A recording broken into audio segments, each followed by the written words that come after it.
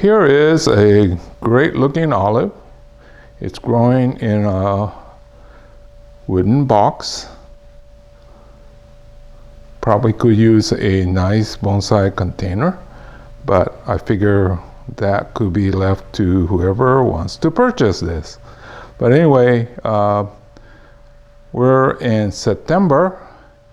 I want this to look a little bit neater, so I'll get to it.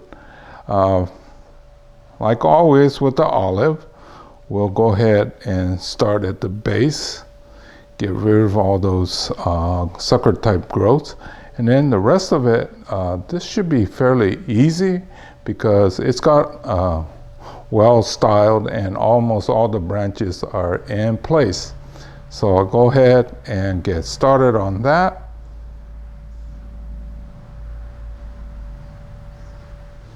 Okay, the base cleaned up.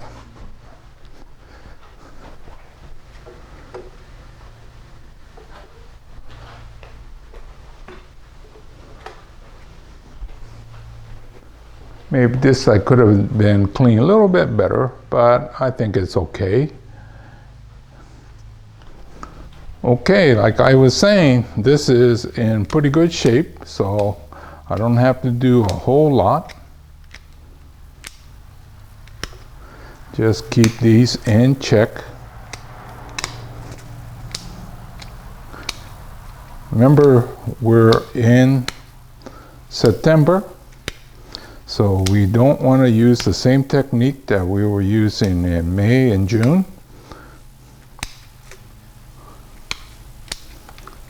The recovery time is going to be less. Olives love the heat. So they thrive and grow in the heat. So you could prune heavy during prior to that growth season, but as it starts to cool, it's going to slow down. So we're going to slow down our pruning too.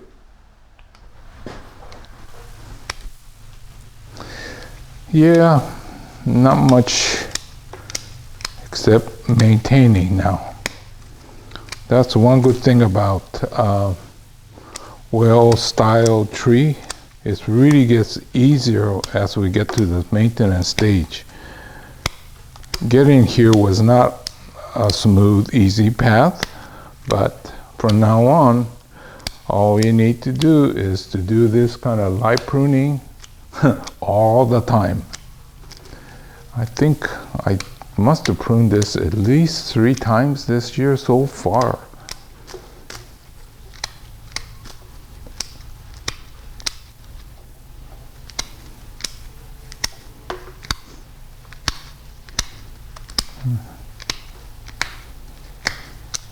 So you can see that it's quite simple, right? I know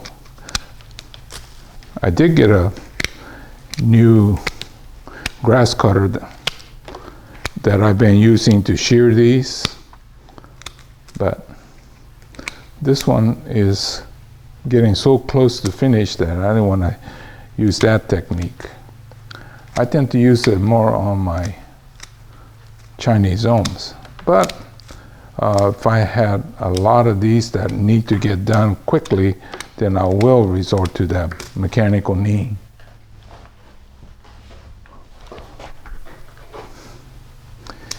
Yep, that's it. Just keep pruning away. You can see that I did prune in the past. Looks like this is probably about 3 weeks ago. And I might be overcautious. This might just grow right back. We're in the first week of September, and it's been fairly warm. Well, one good thing though, the massive fires that we had are being fairly well contained now, so we don't have the smoke. There were days that I couldn't even come out. Even with the mask, it was hard to breathe, so ended up being inside. The firefighters do a very good job, but you know, this state is so big And there's so much trees. Once it gets going, it's really hard to contain. Well, there was a couple of local fires. Some of my friends were being impacted, although they did not have to evacuate. They got close. But what they did was they put massive amounts of resources, half a dozen airplanes and a dozen of helicopters, and they took care of it early. Versus once it gets into the thousands of acres, it's really hard to get a hold of it. But anyway, see how it's just coming together. Back to tending the apex. So as it starts to mature, we tend to crown off. So initial state, we have a point, but then as it matures, it rounds off. So it's like a mini canopy up here.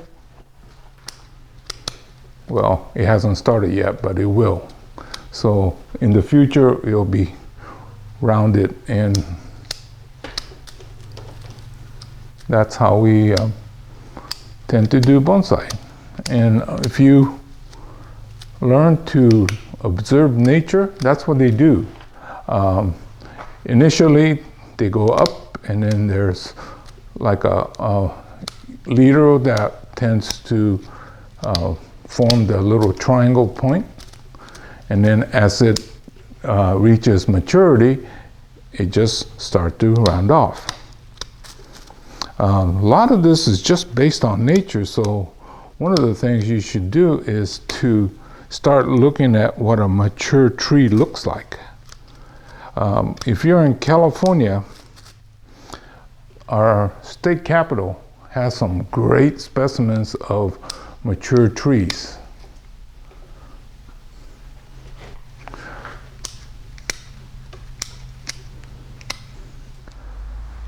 Okay, I think I'm done.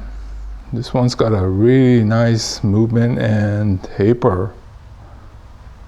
I think it's going to start to look really good in a few more years.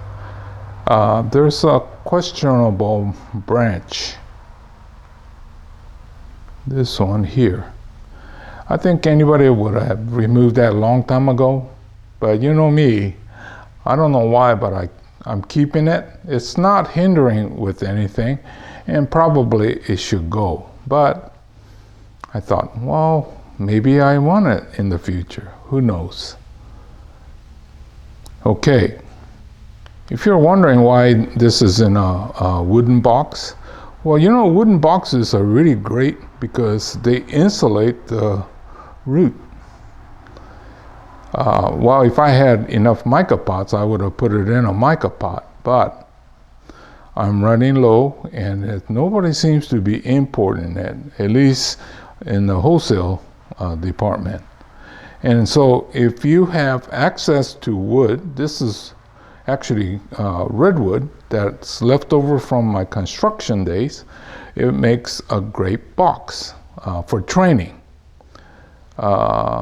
But if you have to actually buy the lumber, it gets rather expensive. But you know, with all the benches and things like that, there was little sections that was still good, so I cut them up and made these boxes. So if you have access to wood, you could make your boxes for training.